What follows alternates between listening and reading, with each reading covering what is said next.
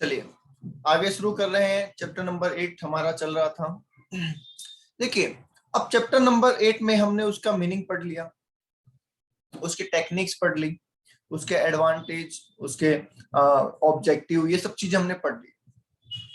ठीक है, अब आगे क्या किया गया है, उनके पॉइंट्स को मैनेजमेंट ऑडिट के अंदर जो जनरल ऑडिट होती है उनके पॉइंट को इनसे लिंक किया गया है। कैसे? जैसे हम जनरल ऑडिट करते हैं, हमने पेपर नंबर 12 सीएमए इंटर में पढ़ा था। वहां पे हमने क्या पढ़ा था सर, कि कोई भी ऑडिट जब हम करते हैं तो उसके लिए हम एविडेंस कलेक्ट करते हैं, राइट? और जिन्हें हम क्या कहते हैं, ऑडिट एविडेंस, जिसे हम क्या कहते हैं, ऑडिट एविडेंस कहते हैं। अब यहाँ पे उस एविडेंस को मैनेजमेंट ऑडिट के साथ जोड़ना था, तो उसका नाम क्या कर दिया, मैनेजमेंट ऑडिट एविडेंस। तो बताइए, इससे कोई नेचर थोड़ी बदल जाएगा? बताइए, इससे कोई नेचर बदल जाएगा क्या?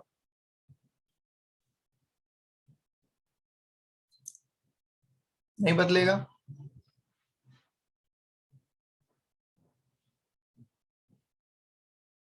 जैसे पनीर की सब्जी को कढ़ाई में डाल देते हैं तो कढ़ाई पनीर हो जाता है, कुछ हांडी में दे देते हैं हांडी पनीर हो जाते हैं, कुछ बाल्टी में देते हैं बाल्टी पनीर बोल देते हैं।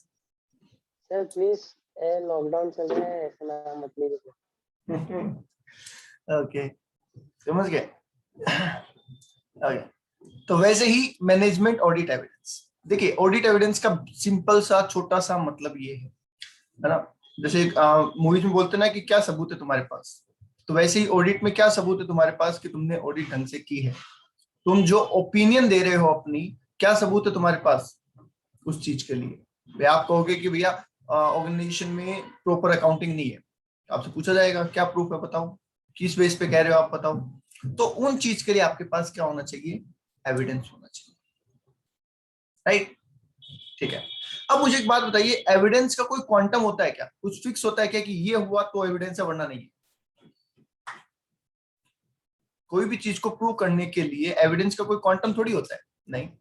बस आपके पास इतना सफिशिएंट मटेरियल होना चाहिए कि आप सामने वाले को यकीन दिला सको कि भैया ये काम ऐसे हुआ है, राइट? That's it. अब वो एक पेपर से भी हो सकता है और वो हजारों पेपर से भी हो सकता है, समझ गए? जैसे कोर्ट में कोई केस चलता है, ध्यान से सुनना, बहुत इंपॉर्टेंट बात है, गहरी बात है। जब कोर्ट में कोई केस चलता है और आम आदमी का कोई केस चलता है तो होता क्या है, एक डॉक्यूमेंट हो जाता है या एक विटनेस हो जाता है तो उसको सजा हो जाती है, होता है सर? और यही जब केस चलता है किसी बड़े आदमी का, है ना, किसी बड़े आतंकवादी का या बड़े गिरोह का, तो उसमें फाइलें बनती है इतनी मोटी, देखा है कभी आपने?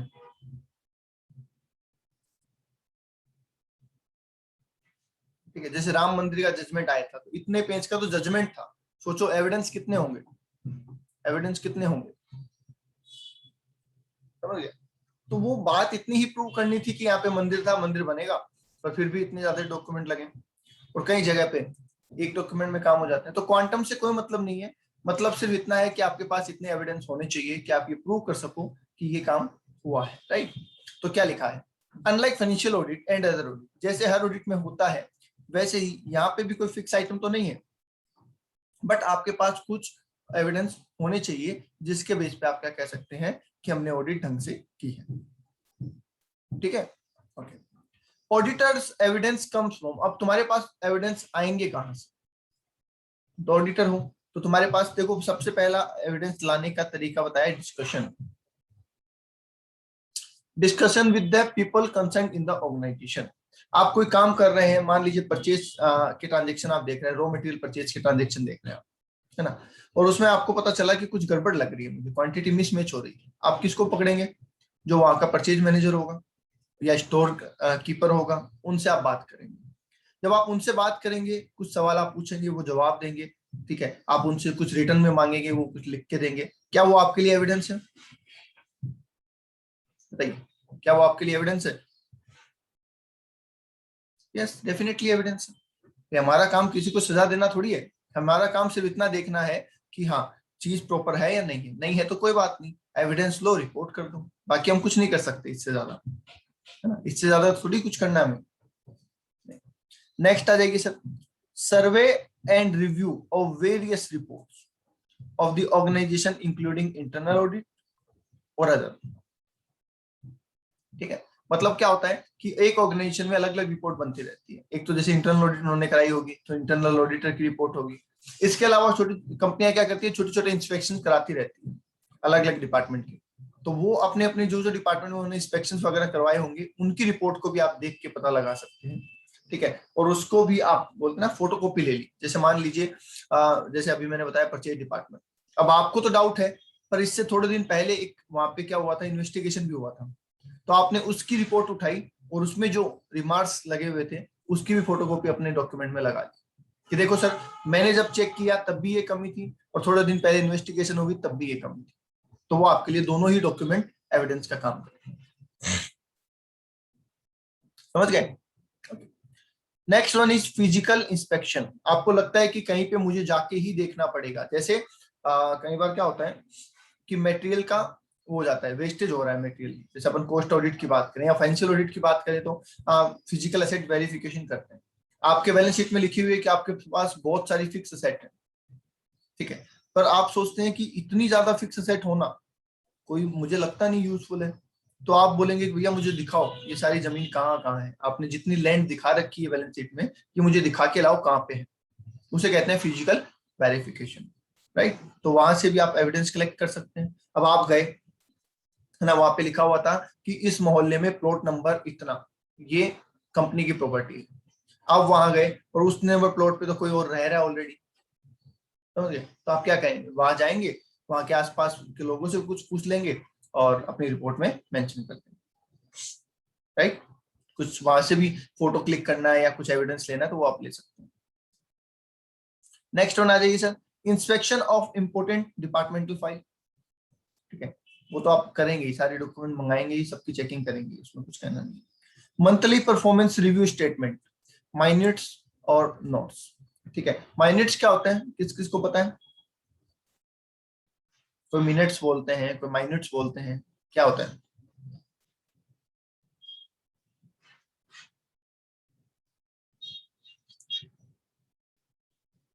हाँ जी, बताइए, माइनट्स पता है या नहीं पता? ओके, ठीक है। और सिद्धि, सिद्धि का सही है। और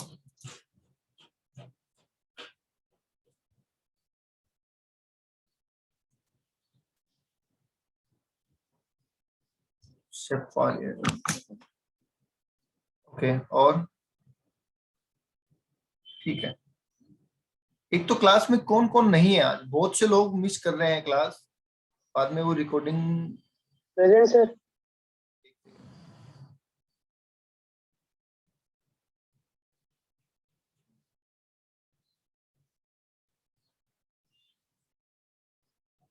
डॉक्यूमेंटेशन ऑफ मीटिंग, बिल्कुल ठीक है कि भाई जो मीटिंग में जो भी टास्क काम किए जाते हैं उन सबको क्या कर लिया जाता है, रिकॉर्ड कर लिया जाता है।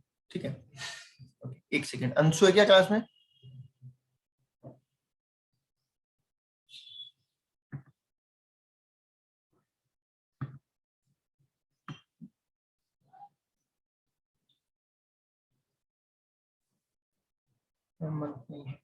हितारशी, हितारशी है क्या क्लास में? नेवी,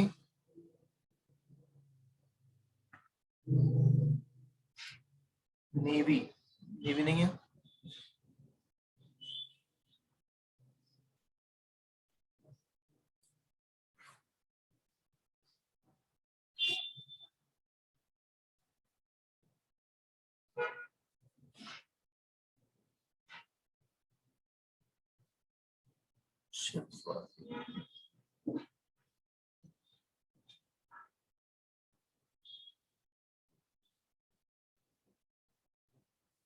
ओके, शुभम नहीं, विकास नहीं है, तुषार है क्या?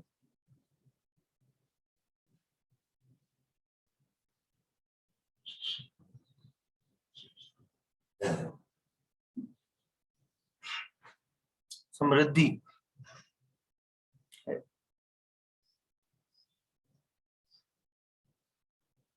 सिद्धि, सिद्धि नहीं है क्या? सिद्धि है, ठीक है।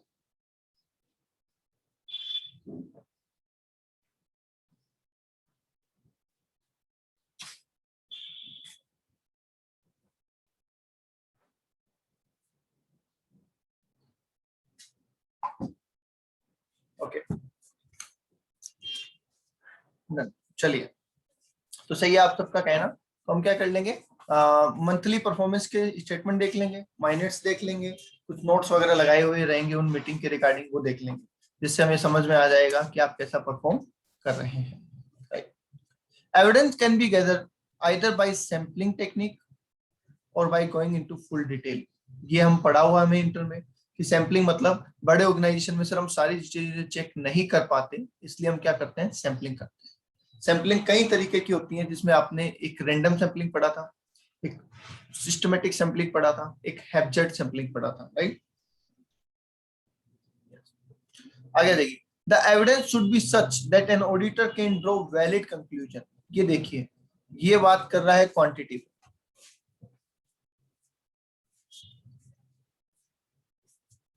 ये बात कर रहा है क्वांटिटी। आपने एक डॉक्यूमेंट कलेक्ट कर लिया, 2 कर लिया, 5 कर लिया, कितने डॉक्यूमेंट इनफ होंगे आपकी ऑडिट के लिए, बताइए कैसे पता चलेगा कि कितने डॉक्यूमेंट इनफ है मेरी ऑडिट कंप्लीट करने के लिए। तो आपके पास इतने डॉक्यूमेंट होने चाहिए कि आप एक अच्छी एडवाइस दे सकें, आप अपनी एडवाइस दे सकें, प्रॉपर एडवाइस दे सकें, इतने डॉक्यूमेंट आपके पास होने चाहिए, राइट। आगे आ जाइए सर। आगे बात कर रहे हैं सर मैनेजमेंट ऑडिट प्रोग्राम। आपको याद है 6.2 चैप्टर था इंटर के अंदर, 6.2, और उसके अंदर हमने पढ़ा था ऑडिट प्रोग्राम क्या होता है, याद है क्या? यस। तो ऑडिट प्रोग्राम का मतलब हमने क्या पढ़ा था कि सर जो भी हम प्लानिंग करते हैं, जो ओवरऑल स्ट्रेटेजी हम बनाते हैं, उस ओवरऑल स्ट्रेटेजी को पेपर पे उतारना होता है।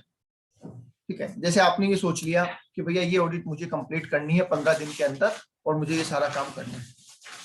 ठीक है, अब वो काम कौन करेगा, आपकी ऑडिट टीम में मेंबर कौन होगा, किस किस तरीके के मेंबर होंगे, उनकी क्या क्या ड्यूटी होगी, ये सारी चीजें आपको क्या करनी है, ऑडिट प्रोग्राम में मेंशन करनी है, ताकि फ्यूचर में आपका जो ऑडिट टीम है वो रिस्पॉन्सिबल रहे कि किसने क्या काम किया था, उस चीज के लिए वो रिस्पॉन्सिबल रहे।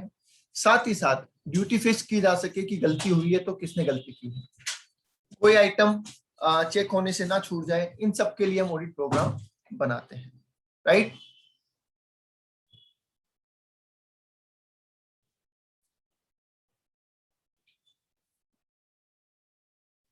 ठीक है, जैसे अपन कहीं जाते हैं घूमने, तो घूमने जाते हैं तो आप एक प्रोग्राम बनाते हो ना कि मैं इतनी बजे निकलूंगा, है ना, इतने बजे की ट्रेन लूंगा या फ्लाइट लूंगा, फिर यहाँ पहुंचूंगा, यहाँ होटल है, होटल से फिर साइट सीन है, फिर वापस ये, वो सारा प्रोग्राम। तो वैसे ही ऑडिट करने का प्रोग्राम जो होता है उसे क्या कहते हैं, ऑडिट प्रोग्राम। तो management audit programme is an essential prerequisite sorry to conducting an audit. किसी भी ऑडिट को करने के लिए पहले करना जरूरी है। It is a plan of action drawn in the advance of taking up the audit and help the auditor to cover the entire area of function thoroughly. He should lay down for himself a proper procedure to be followed to complete the work within the time given through coverage of all aspects. मतलब क्या है इसका कि आपने अपना कोई भी audit कर रहे हैं तो उससे पहले आपने उसका प्लान बना लिया, और इसलिए प्लान बना लिया कि ताकि सारा काम सही वक्त पे सही तरीके से कंप्लीट हो जाए। ठीक है, आगे आइए sir. In efficient management audit program cell comprises of, एक अच्छे प्रोग्राम में क्या क्या चीजें होनी चाहिए, इसको आप इंपॉर्टेंट लगा लेना, ये शॉर्ट नोट के रूप में पूछा जा सकता है आपको कि एक अच्छे ऑडिट प्रोग्राम में क्या क्या क्वालिटीज होनी चाहिए। पहला, review the organisational objective and plan. ठीक है, आपका जो प्लान, आप जो ऑडिट प्रोग्राम बनाएंगे उससे पहले आप क्या करेंगे, ये चीजें पता कर लेंगे कि ऑर्गेनाइजेशन का ऑब्जेक्टिव क्या है और उसे अपने प्लान का पार्ट बनाएंगे। Study the policy and practice of management, कि मैनेजमेंट की पॉलिसीज क्या है और मैनेजमेंट किस तरीके से काम करता है।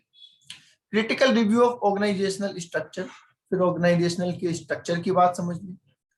Study of system and procedure, वो किस तरीके से काम करते हैं और क्या उनका प्रोसेस है उसको समझ लिया, और उसके बाद जितने भी काम ऑर्गेनाइजेशन में हो रहे हैं उनका इवैल्यूएशन करना आपने स्टार्ट किया। ठीक है, study of efficiency of physical resource available, जो फिजिकल रिसोर्सेज अवेलेबल है उनका कैसे इस्तेमाल किया जा रहा है, किस वे में इस्तेमाल किया जा रहा है, इसके ऊपर आप अपना ऑब्जर्वेशन देखेंगे, उसको सही चेक करेंगे और उसमें कुछ कमी है तो उसको नोट डाउन करेंगे। Exercise proper management control, suitable monitoring through MIS, ठीक है, और adherence to the statutory obligation, ये सारी चीजों का आप ध्यान रखेंगे और ये सारी चीजें आप अपने प्रोग्राम में मेंशन कर देंगे, ठीक है। All above review the efficiency of main power handling which ultimately result in the organizational success, ठीक है। तो ये सारी चीजें जब आप देख लेंगे तो आपको ये समझ में आ जाएगा कि मैनेजमेंट सही से काम कर रहा है या नहीं कर रहा है और ऑर्गेनाइजेशन के ऑब्जेक्टिव अचीव हो पाएंगे या नहीं हो पाएंगे। Is that clear?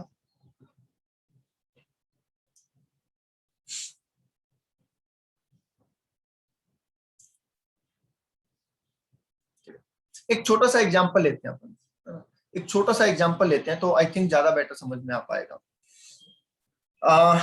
आप में से कोई भी एक पर्सन एक होटल की ऑडिट करने जाता है, आप में से कोई भी पर्सन एक होटल की मैनेजमेंट ऑडिट करने जा रहा है, ठीक है। क्या ऑडिट? कि भाई होटल के जो मालिक हैं उसको ये शिकायत मिली कि सर आपका होटल में बहुत ज्यादा मिसमैनेजमेंट है, ढंग से काम नहीं होता है। तो उसने कहा कि मैं मैनेजमेंट ऑडिट करवाना चाहता हूँ, मैं देखना चाहता हूँ कि मेरा वहां का मैनेजमेंट है वो कैसे काम करता है, ठीक है। तो उसने आपको अपॉइंट किया, उसने आपको अपॉइंट किया एज ए मैनेजमेंट। अब आप ऑडिटर बन के जा रहे हैं और अपना प्रोग्राम बना रहे हैं कि मैं जाके वहां क्या क्या करूंगा, कैसे कैसे करूंगा। तो इसके अकॉर्डिंग ये जो हमने पॉइंट्स पढ़े हैं इनके अकॉर्डिंग इनसे लिंक करके एक पर्सन कोई भी बता सकता है कि वो वहां पे क्या क्या करेगा।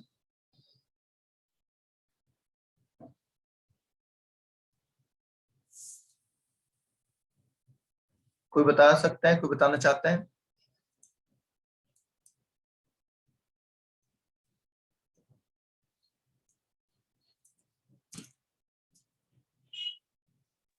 ट्राई कर सकते हैं सर। पहला जैसे पॉइंट है review of organisation objective and plan. तो पहले तो मैं देखूंगा कि उस होटल के प्लान क्या है या उसका ऑब्जेक्टिव क्या है, कि मान लो उसे 3 साल में 5 साल में 5 स्टार ही बनना है या वन ऑफ द बेस्ट कुछ चाहिए, उस टाइप का कोई प्लान है। तो study policies and practice of management, कि उनकी पॉलिसी क्या है उसमें जैसे ये होगा कि जो भी गेस्ट आ रहा है उसको कैसे ग्रीट करना है या मैनेज कैसे करना है। स्ट्रक्चर में ये हो सकता है कि कितने लोग हैं स्ट्रक्चर वाइज उसमें, और टॉप लेवल पे फिर मैनेजर है, फिर एक किचन का अलग है, उसमें स्ट्रक्चर किस हिसाब से डिवाइड है, किसके नीचे कितने बंदे हैं। Study the system and procedure. आप सिस्टम एंड प्रोसीजर में क्या डाले, ये तो मैंने ऊपर ही बोल दी। चलते जाओ, रुको मत, जो भी है चलते जाओ। सिस्टम एंड सर एक बार सिस्टम एंड प्रोसीजर पे देखो थोड़ा। सर ये स्ट्रक्चर के बेस पे थोड़ा सिस्टम मेरा आ रहा है जो मैं ठीक है, बोल रहा हूँ। हाँ, चलो चलते जाओ, आगे चलते जाओ। फिर मैं हर प्रोसेस को इवेल्युएट करूंगा। मान लो उसका जो फूड वाला है, रेस्टोरेंट वाला हिस्सा है, वो किस हिसाब से दे रहा है, और उसका जो होटल सर्विसेज दे रहा है वो कैसे दे रहा है, गेस्ट उसमें जो रिव्यू लिख के जाते हैं वो ठीक है या नहीं, उसके सारे ऑपरेशन को इवेल्युएट करना, क्लीनिंग है या नहीं उसमें सारी रूम की। Study the efficiency of the use of physical resource available. Sir इससे ज्यादा आप कंफ्यूज हो जाऊंगा मैं आगे बोला तो। चलिए, वेरी गुड। और बोलिए, और कोई?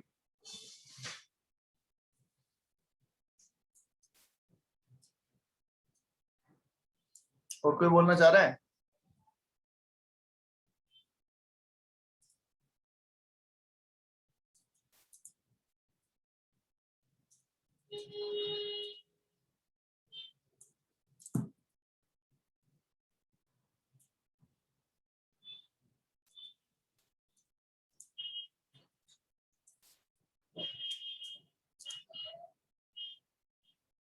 चलिए ठीक है।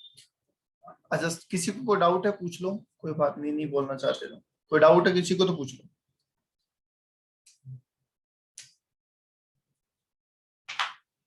हाँ जी, कोई डाउट है किसी को तो पूछ लो। सर इसी पल में ही फिजिकल रिसोर्स वाला बता दो, बाकी तो कुछ ना कुछ लिख सकते हैं, जैसे स्टैट्यूटरी ऑब्लिक या कुछ फिजिकल और। रिसोर्स हो गया ना, मैं आपके लेबर है, आपका स्टाफ है, स्टाफ सही से काम कर रहा है क्या, फिजिकल रिसोर्स ही होता है स्टाफ।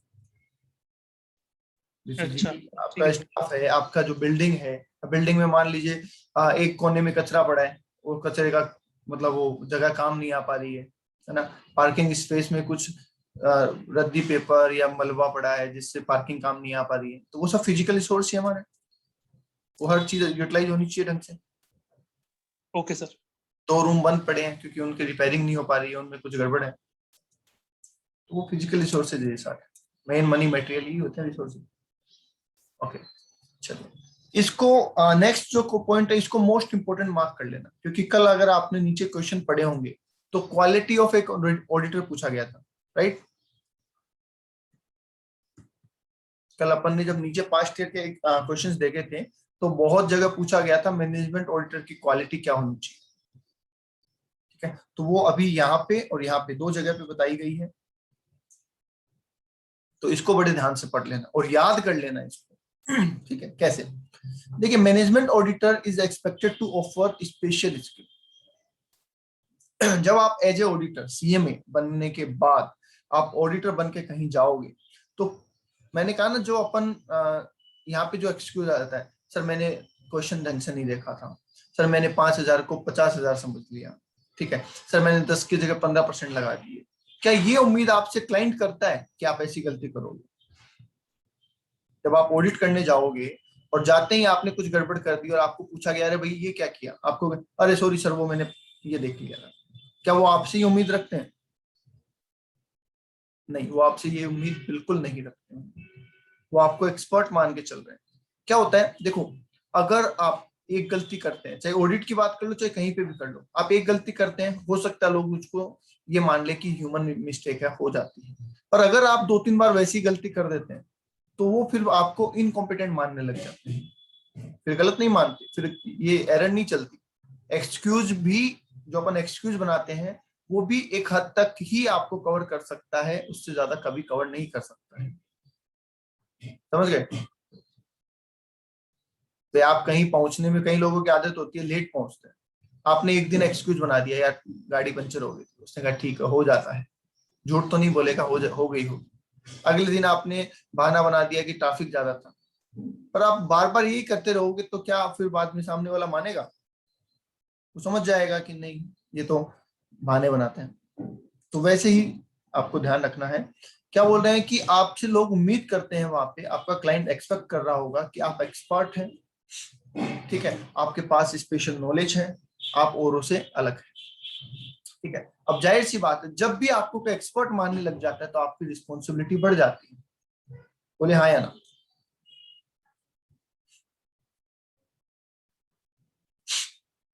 बोलो हाँ या ना। घर वाले, जब कोई गेस्ट आते हैं और घर वाले बोलते हैं कि हमारा बेटा है सीएमए कर रहा है, बहुत होशियार है, अब इतना कहते हैं कि आपकी जिम्मेदारी बढ़ गई कि आने वाले एग्जाम में मैं पास हूं, वरना वो रिश्तेदार उसी दिन आएगा जिस दिन रिजल्ट आएगा, पूछेगा रिजल्ट क्या हुआ, समझ गए। क्लास में जैसे कोई सर्वे वगैरह होता था, पता नहीं आपकी क्लास में हुआ नहीं हुआ, कभी कोई सर्वे होता था तो टीचर 1-2 बच्चे को खड़े करते हैं कि भाई हाँ सर इनसे पूछो क्या पूछना है, करते हैं। तो आपकी भी रिस्पॉन्सिबिलिटी वहां पे बढ़ जाती है कि आप सही जवाब दें, तो स्पेशल रिस्पॉन्सिबिलिटी आपके पास आ जाती है। टू एक्सरसाइज स्पेशल केयर, अब आपको स्पेशल ध्यान रखना है और सही से परफॉर्म करना है, ताकि जो आपकी रिस्पेक्ट है वो बनी रहे, ठीक है, वरना रिस्पेक्ट बिगड़ने में टाइम नहीं लगता। ओके, बोलो क्लियर है। आइए, the management auditor should be competent in the exercise of his audit function and formulation of his opinion based on such audit. He should be, अब देखो ये वाला पॉइंट मैं हाईलाइट कर रहा हूं, इनको भी आप लिख लेना, ये आपके क्वालिफिकेशन में लिखने के काम आ जाएंगे। He should be man of independent thinking, ठीक है, जो अपने आप सोच सकता है। आप में से कई लोग होंगे जो कोई भी काम अपने आप नहीं करते, या तो अपने दोस्त से पूछ के करते हैं या घर वालों से पूछ के करते हैं, एक छोटा सा डिसीजन भी खुद नहीं लेते, है क्या? सच्ची सच्ची बताना।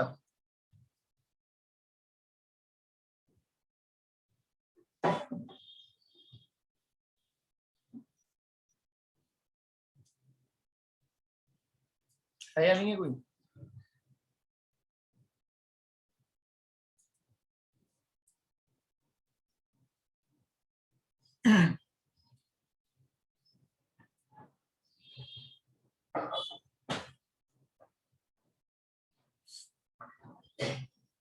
चलिए, अगर मंजिल पे पहुंचना है ना तो रास्ता कभी किसी और से मत पूछना, ये बात लिख लो। Who can maintain an unbiased view? ठीक है, जो पक्षपात ना करें। ठीक है, he should be technically competent। ठीक है, टेक्निकली कॉम्पिटेंट मतलब आपको कंप्यूटर टेक्नोलॉजी इन चीजों की नॉलेज होनी चाहिए। आप ये नहीं कहेंगे कि सर मैंने इंजीनियरिंग थोड़ी किया है, मुझे कंप्यूटर का क्या मतलब है, हमारे तो सीएमए में कोई सब्जेक्ट ही नहीं था कंप्यूटर का। ये कहने से काम नहीं चलता, आपको नॉलेज होना चाहिए, समझ गए? आपने ट्रेनिंग डमी की है, ठीक है, तो वो आपकी प्रॉब्लम है। आपकी कंप्यूटर ट्रेनिंग होती है, मान लीजिए वो एग्जाम्प्ट हो गई थी, तो वो भी आपकी प्रॉब्लम है। क्लाइंट कभी ये नहीं सुनेगा कि इस वजह से आपको कंप्यूटर नहीं आता, वो मान के चलता है कि आपको सब आता है। ठीक है, उसके अलावा management auditor should be supported by a good team. आपके पास एक अच्छी टीम होनी चाहिए। अगर आपके पास अच्छी टीम नहीं है तो आप काम नहीं कर पाएंगे। आई बात समझ में? तो क्या क्या हो गया, आप इंडिपेंडेंट थिंकर होने चाहिए, आप अपना डिसीजन ले सकते हैं, अनबाइस्ड डिसीजन ले पाए इतने कैपेबल होने चाहिए, आपके अंदर टेक्निकल नॉलेज होनी चाहिए, टेक्निकली आप कॉम्पिटेंट होने चाहिए। ठीक है, आपके पास क्वालिफिकेशंस तो होनी चाहिए, उसमें कुछ सोचना ही नहीं है, और एक अच्छी टीम भी आपके पास होनी चाहिए। ये सब चीजें जब आपके पास होगी तब जाके आप एक अच्छे ऑडिटर के रूप में आगे आ पाओगे। क्लियर है?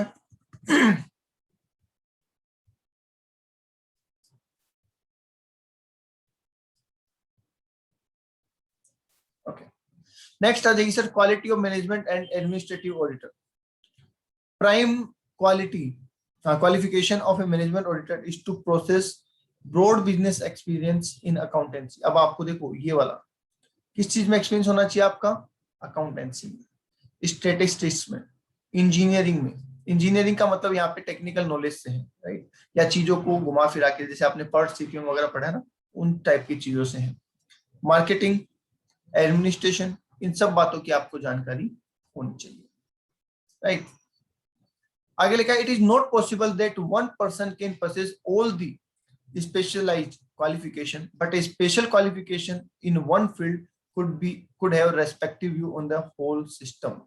ठीक है, आप इन सब चीजों में चाहे एक्सपर्ट ना हो, फिर भी आपको इनकी तो बेसिक नॉलेज होनी चाहिए, और किसी न किसी फील्ड में आप एक्सपर्ट भी होने चाहिए।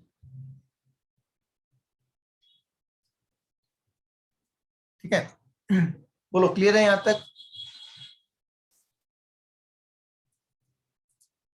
मैं आपको एक छोटा सा एग्जांपल देता हूं इसका। लास्ट ईयर, 2 साल, 2 या 3 साल पहले एक एंट्रेंस टेस्ट होता है लॉ का, अगर आपको पता हो तो। रूलेट पता है किसी को? लॉ का एंट्रेंस टेस्ट होता है,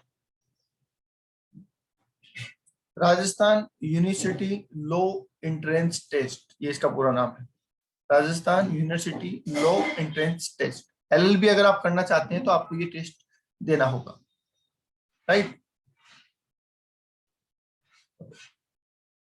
अब इस टेस्ट में कौन कौन से सब्जेक्ट हैं?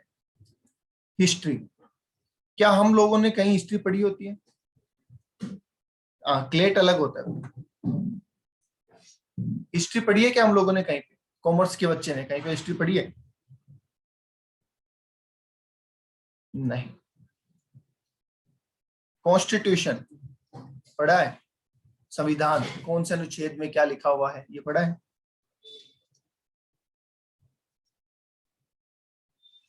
नहीं पढ़ा। साइंस, साइंस पढ़ी है?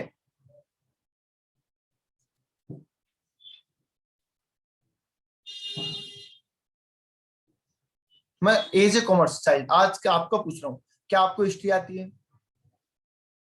चलो छोड़ो, ठीक है। आज क्या आपको हिस्ट्री पता है आज? क्या आपको कॉन्स्टिट्यूशन पता है? भारत के कॉन्स्टिट्यूशन के कौन से अनुच्छेद में क्या लिखा हुआ है पता है? क्या आपको साइंस आती है आज की डेट में? छोड़ो, कब पढ़ा क्या पढ़ा छोड़ो, क्या आपको साइंस आती है कि हवा हवा में तेज ट्रेवल कौन करता है, किस में हवा ज्यादा आती है, किस में कम आती है, एक्सेट्रा, ये चीजें आपको पता है? नहीं। उसके अलावा इंग्लिश, ठीक है, उसके अलावा इंग्लिश। अब इंग्लिश हम जो पढ़ते हैं वो इंग्लिश अलग होती है और कॉम्पिटेटिव एग्जाम में इंग्लिश अलग आती है, ठीक है।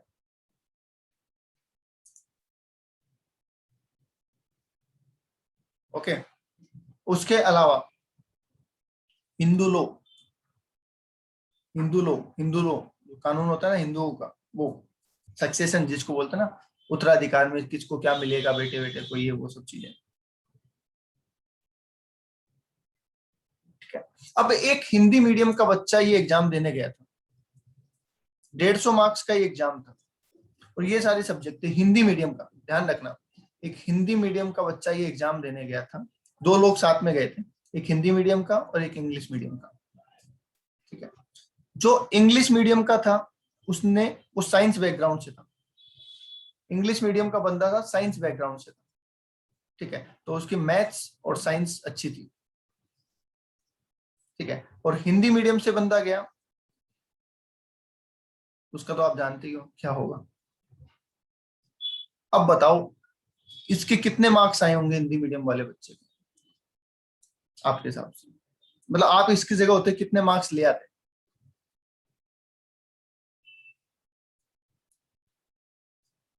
सोच समझ के बोलना, पेपर पकड़ा दूंगा।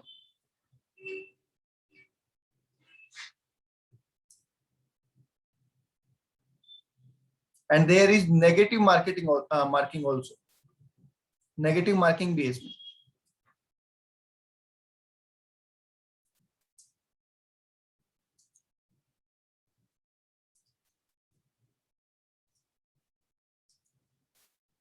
नेगेटिव मार्किंग भी है, ध्यान रखना। पेपर इंग्लिश में, दोनों में, पेपर इंग्लिश हिंदी दोनों में है, पेपर इंग्लिश हिंदी दोनों में है। मैटर उसके लिए, इंग्लिश मीडियम हिंदी मीडियम का उससे फर्क नहीं पड़ता, इंग्लिश और हिंदी मीडियम का इससे फर्क पड़ता है, क्योंकि वो आपको एक वर्ड देते हैं, इसका सिनोनिमस बताओ, है ना। इंग्लिश का खतरनाक वर्ड देते हैं वो, और बोलते हैं इसके सिनोनिमस बताओ, है ना, इसका वो अपोजिट बताओ, ऐसे ऐसे क्वेश्चन पूछते हैं इंग्लिश का मतलब।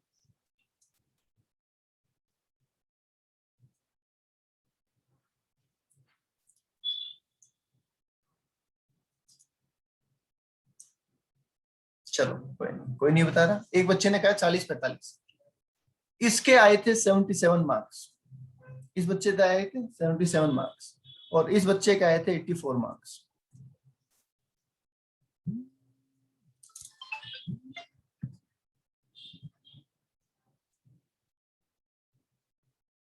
समझ गए? अब जिस बंदे को हिस्ट्री नहीं पता, जिस बंदे को कॉन्स्टिट्यूशन नहीं पता, जिस बंदे को साइंस नहीं आती, जिस बंदे को इंग्लिश नहीं आती, जिसको हिंदू लॉ नहीं पता क्या होता है, हिंदू लॉ में क्या क्या रूल्स है, किसको पता है, ठीक है, उस बंदे के आए थे 77। ओके, तो अगर वो ये एक्सक्यूज बनाता कि साहब मुझे तो ये कहां से आएगा, मैंने पढ़ा थोड़ी है, तो क्या उसके ये मार्क्स आ सकते थे with the negative marking also? Negative marking भी थी। उस बंदे ने पूरे 150 क्वेश्चन किए थे। अब सोच लो 150 क्वेश्चन किए, है ना, ये आप कैलकुलेट कर सकते हैं, आई थिंक 150 क्वेश्चन किए पूरे के पूरे, और मार्क्स आए 77, तो कितने क्वेश्चन सही हुए होंगे उसके?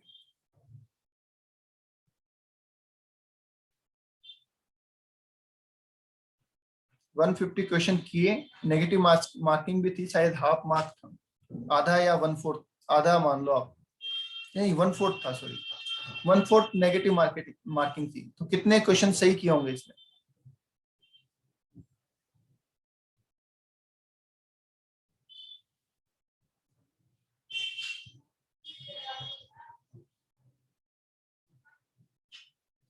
I think 90-92, right?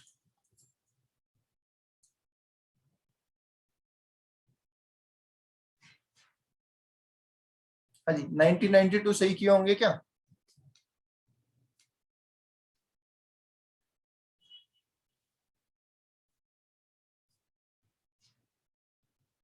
यस, समझ गए? तो एक्सक्यूज बनाने से कुछ नहीं होता। 150 में से 90 क्वेश्चन सही होना, मुझे नहीं पता सही है या गलत है, बस मुझे इतना जरूर पता है कि उस बच्चे का नाम क्या था।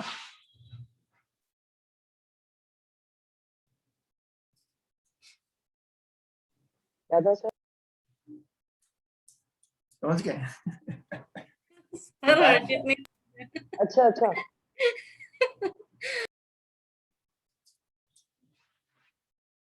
ओके। उसमें एक क्वेश्चन था बहुत इंटरेस्टिंग, मुझे अभी तक याद है। उसमें एक चीज ये थी कि जो वॉल्यूम है, आवाज, साउंड जो है, वो सबसे फास्ट ट्रेवल कहाँ करता है, बताओ? साउंड सबसे फास्ट ट्रेवल कहाँ करता है?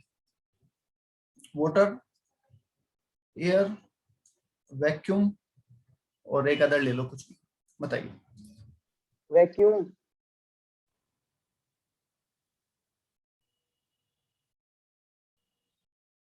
कुछ कह रहे हैं वाटर, कुछ कह रहे हैं एयर, कुछ कह रहे हैं वैक्यूम।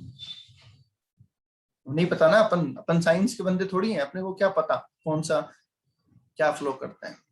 ठीक है, मैंने आंसर किया था air, and that was right answer.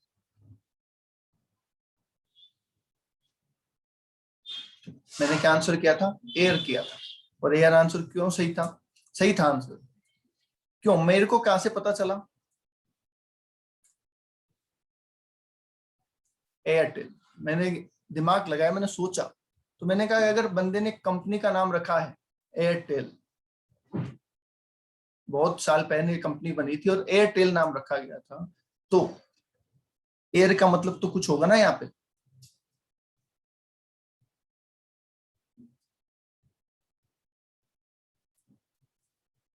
आई क्या बात समझ में?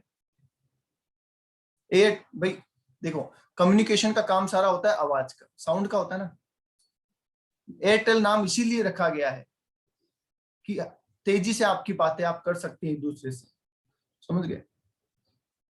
एयरटेल मतलब हवा से बातें करना या हवा की स्पीड से बातें करना।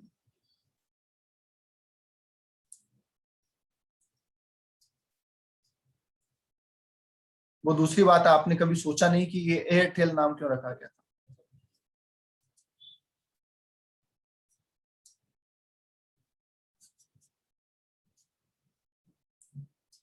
ठीक है, एयरटेल, एयरसेल, ये नाम एयर से क्यों जोड़े गए? क्योंकि एयर में सर एक क्वेश्चन मेरा भी था इस पे। सर मैं बहुत टाइम से सोच रही थी, जब से मैंने ये सीएमए स्टार्ट किया था तब से। सर वीएस क्लासेस का नाम फाउंडर कौन था और ये कैसे रखा गया? वीएस की फुल फॉर्म है विक्ट्री शॉट, है ना सर? ये बताई हुई थी हमको, तो माना वो विश्व मुझे सुरेश है। नहीं पता पर इसलिए मैं आपसे पूछ रही हूँ, बाकी औरों का मुझे नहीं पता होगा उनको। पर्दे में रहने दो, पर्दा ना उठाओ। सर इसमें कौन से पर्दे वाली बात है? सर एक्चुअली में किसी को भी बताते हैं ना वीएस क्लासेस, तो वो वीएसआई समझते हैं। तो उनको समझने बताना दो, पड़ता अरे लोग क्या है समझते हैं वीएसआई फर्क नहीं अलग पड़ता, है। डजेंट मैटर लोग क्या समझते हैं। अभी नहीं मैंने बट उस कोई स्टूडेंट ही बोलता है कि हाँ कहाँ से ले रहे हो क्लास, कुछ पूछता है तो फिर बताते हैं कि वीएसआई विद्यासागर। मैंने नहीं नहीं वो वाला नहीं है। अच्छा एक बार बताओ, सीके बिरला हॉस्पिटल जानते हो? जयपुर में सीके बिरला हॉस्पिटल जानते हैं? नहीं। सीके का फुल फॉर्म क्या है? आप बताओ।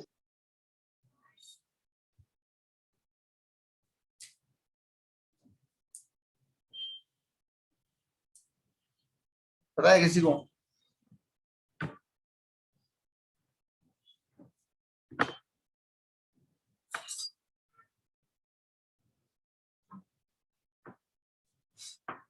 बहुत लोगों को नहीं पता, कुछ को पता भी है। एक ने बताया बच्चे ने, चंद्रकांत। इसलिए नाम जो जैसा है वैसे चलने दो।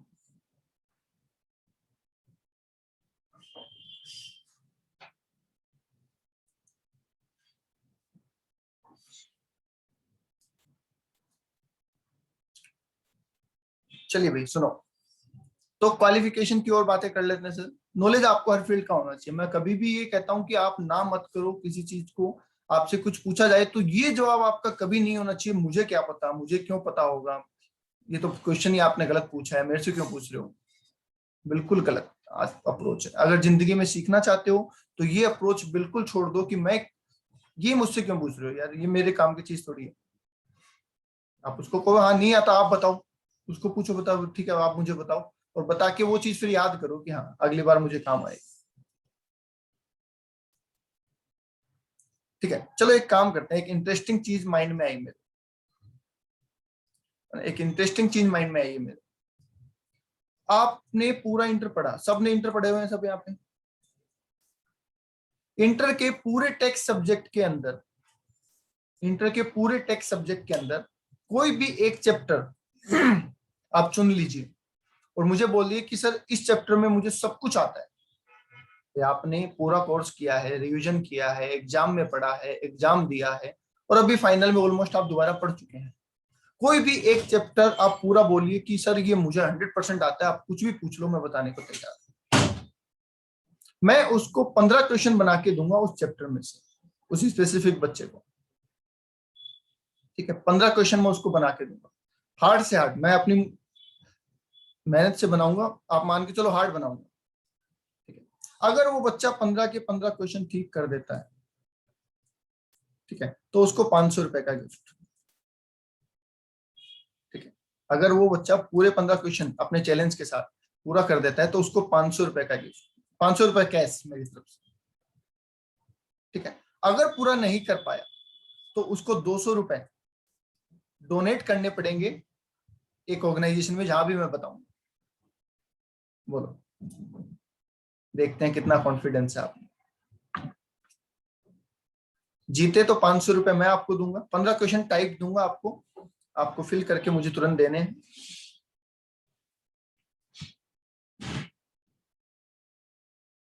और हारे तो 200 रुपए का डोनेशन आपको देना होगा, जहां भी मैं बताऊंगा, कोई दिक्कत मुझे नहीं चाहिए।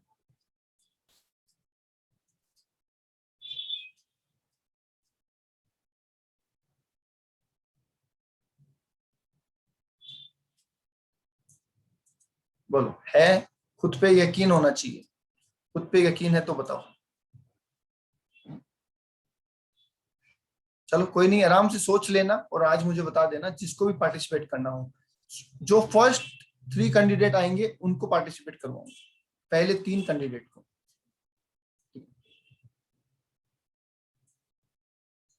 सोचो, चलिए देख लेते हैं फटाफट quality.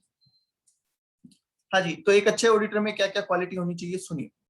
Ability to identify the business problem, business problem आप समझ पाओ इस बात की आपको नॉलेज होनी चाहिए। और ये नॉलेज कब होगी, जब आपको बिजनेस से रिलेटेड सारी जानकारियां हो, एडमिनिस्ट्रेशन क्या होता है, इकोनॉमिक क्या होती है, स्टेट्स क्या होता है, ये सब चीजें आपको पता होगी तो ही आप बिजनेस प्रॉब्लम को आइडेंटिफाई कर पाएंगे।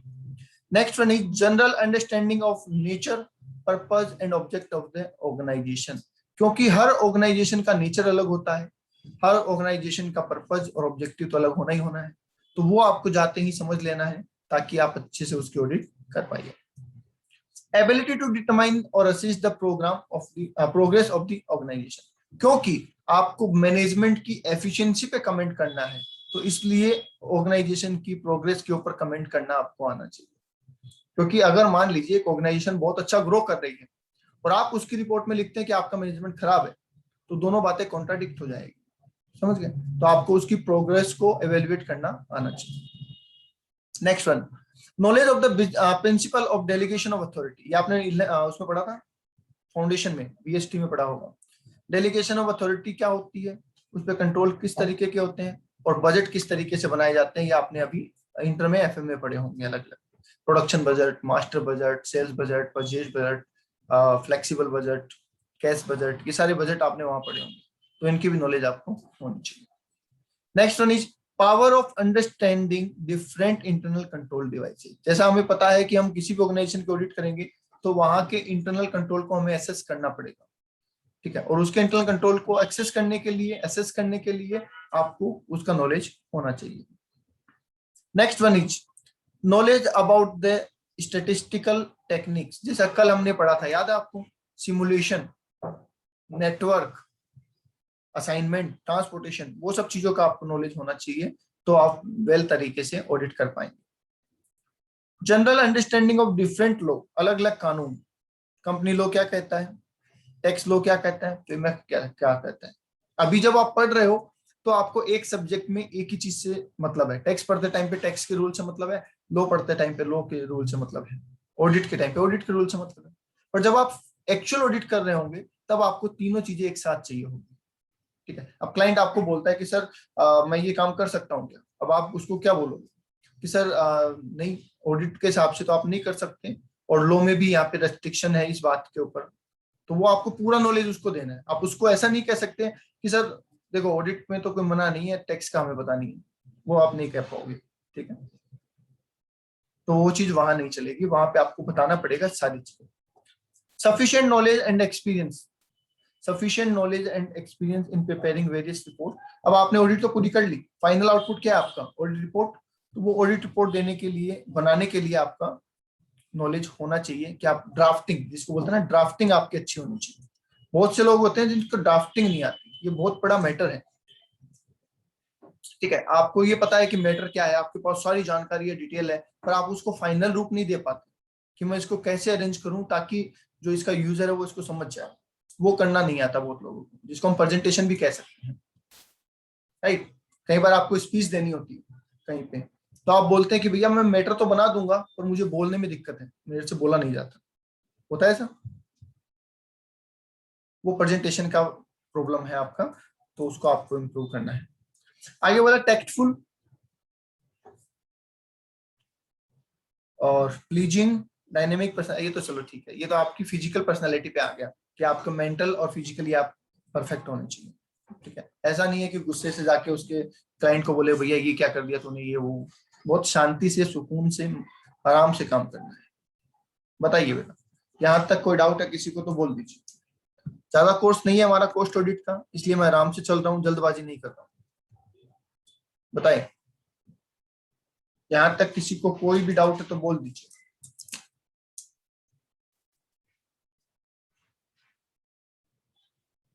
नहीं है, चलिए आज इतना ही करेंगे, बाकी करेंगे